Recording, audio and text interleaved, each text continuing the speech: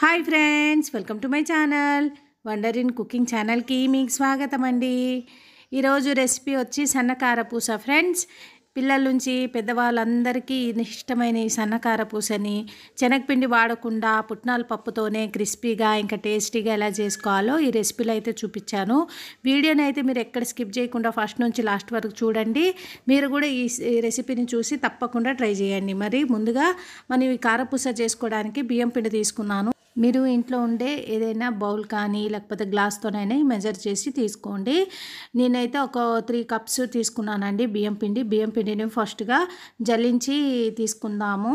ఇప్పుడు 3 కప్స్ బియ్యం పిండికి 1 కప్పు అయితే పుట్నాల పప్పు కంపల్సరీ వేసుకోవాలి. అప్పుడే క్రిస్పీగా వస్తాయన్నమాట ఈ కారపూస అన్నది. నేను 1 కప్పు పుట్నాల పప్పుకి కూడా ఇలాగా మెత్తగా ఫైన్గా పౌడర్ చేసుకోండి. ఎంత ఫైన్గా పౌడర్ చేసుకున్నా కూడా దీన్ని కూడా ఒకసారి మనం జల్లెడ పట్టుకుందాము. ఏమైనా గ్రైండ్ కాకపోయినా ముక్కల్లాగా అలాగా ఉండిపోతే అవి సెపరేట్ అయిపోతాయి జల్లెడ పట్టుకోవడం వల్ల. ఇప్పుడు ఇందులో మనము సాల్ట్, కారం అది మీ టేస్ట్కి అకార్డింగ్ వేసుకోండి. మీరు తీసుకున్న పిండి క్వాంటిటీ బట్టి. నేను సాల్ట్ 1 టీ స్పూన్, కారం, ఇది వాము పొడి చేసి వేసుకోండి. ఇంకా జీలకర్ర పొడి కూడా కొంచెం వేసుకోండి, టేస్ట్ బాగుంటుంది. ఇప్పుడు ఇవన్నీ ఈ పిండిలో కలిసేటట్టుగా మంచిగా మిక్స్ చేసుకోండి. ఇప్పుడు ఇందులో మనము నెయ్యి కానీ ఆయిల్ కానీ అస్సలు వేసుకోలేదు, చూసారా? అసలు వేసుకోపోయినా ఈ సన్నకార పూస అన్నది క్రిస్పీగా వస్తాయి. ఇప్పుడు ఈ పిండి ఎలా కలుపుకోవాలంటే వాటర్ని ముందుగా వేడి చేసి పెట్టుకోండి. అంటే కొంచెం బాయిల్ అయ్యేటట్టుగా వేడి చేసుకొని వేడి నీళ్ళు వేసుకొని స్పూన్తో కలపండి. చెయ్యి అసలు పెట్టదు, వేడిగా ఉంటాయి.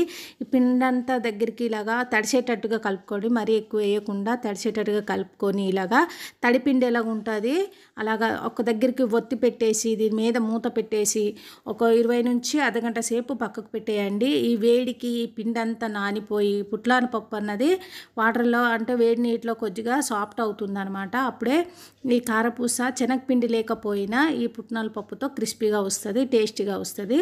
ఇప్పుడు ఇవంతా మంచిగా పిండిని కలిపేసి ఇప్పుడు చల్లీలతో మనము ఒక డో లాగా అంటే చపాతి పిండిలాగా కలుపుకోవాలి. ఇంతకుముందు మురుకుల రెసిపీలో నేను చూపించాను కూడా పిండిని ఎలా కలుపుకోవాలి.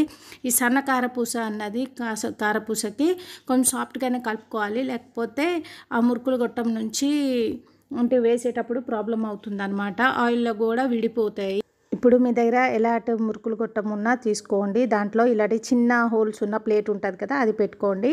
ఈ సేవ్కైనా లేకపోతే సన్నకార పూసకైనా ఇలాంటిది పెట్టుకుంటే మనకు పర్ఫెక్ట్గా వస్తుంది అనమాట. ఇప్పుడు దీన్ని ఆయిల్ అప్లై చేసేసి దీంట్లో మనము ముందుగా కలిపి పెట్టుకున్న పిండిని పెట్టుకుందాము.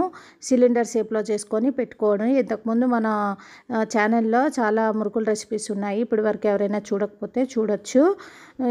మనకు కావాల్సిన పిండిని తీసుకొని మిగతా పిండిని మూత పెట్టుకోండి.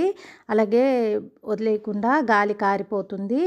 ఇప్పుడు మనము ఈ మిషన్ని క్లోజ్ చేసుకొని మనకు సేవ్ అన్నది అదే కారపూస అన్నది పర్ఫెక్ట్గా వస్తుందా లేదో చెక్ చేసుకొని అప్పుడు ఆయిల్లో వేసుకోండి. చూడండి, మీకు చూపిస్తాను. ఈ విధంగా మనం ప్రెస్ చేస్తేనే అది బయటికి రావాలి, ఇలా ఉండాలి. ఇప్పుడు నేను ఆల్రెడీ ఆయిల్ అన్నది హీట్కి పెట్టాను. ఒక చిన్న బౌల్ లాంటిది వేసి చూడండి ఆయిల్ వేడెక్కిందా లేదా. ఈ సన్నకార పూసకి ఆయిల్ అనేది చాలా వేడి మీద ఉండాలి, అప్పుడే ఆయిల్ ఎక్కువ పీల్చుకోదు, క్రిస్పీగా వస్తాయి అన్నమాట. వేడెక్కిన తర్వాతనే వేసుకోండి. ఇలాగ రౌండ్గా తిప్పుకుంటూ వేసుకుంటే సరిపోతుంది. మనం వేసేటప్పుడు దీని మీద నురగలాగా బబుల్స్ లాగా వచ్చినాయి కదా, అవంతా తగ్గిన తర్వాత ఇప్పుడు ఒక సైడ్ నుంచి ఇంకో సైడ్కి టర్న్ చేసుకొని, ఎంతసేపు కాదండి, ఇది సన్న కారపూస కదా, జల్దీనే ఫ్రై అయిపోతుంది. రౌండ్గా వేసుకోవడం వల్ల ఒక్క దగ్గర ఉండి మనకు తీసేటప్పుడు ప్రాబ్లం ఉండదు. ఇంకా తీసిన తర్వాత ఏమైనా ఎక్స్ట్రాలు ఇలాగా చిన్న ముక్కల్లాగా ఉంటే తీసేయండి జాలిగట్టతో. ఎందుకంటే మళ్ళీ ఇంకొక బ్యాచ్ వేసుకుంటే ఇవి మాడిపోతాయి.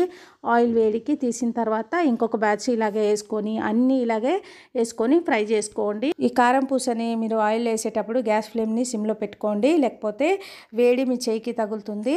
బిగినర్స్ ఎవరైనా ఉంటే ఇది చూసుకొని చేసుకోండి.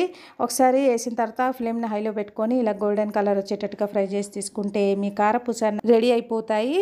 మీరు ఒకసారి ఇవి చేసుకొని 15 నుంచి 20 రోజుల వరకు స్టోర్ ఉంచుకొని తినొచ్చు. క్రిస్పీగా ఉంటాయి. చూడండి, చేతిలో పట్టుకుంటేనే వీరిపోతున్నాయి, అంత క్రిస్పీగా ఉన్నాయి. ఈసారి మీరు కూడా ట్రై చేయండి. మీకు ఎలా కుదిరాయి నా కామెంట్స్లో తప్పకుండా చెప్పండి. ఈ వీడియో నచ్చితే నా ఛానల్కి ఒక లైక్ చేయండి, షేర్ చేయండి, సబ్స్క్రైబ్ చేసుకోండి. రేపు ఇంకో వీడియోలో మళ్ళీ కలుద్దాం. బాయ్.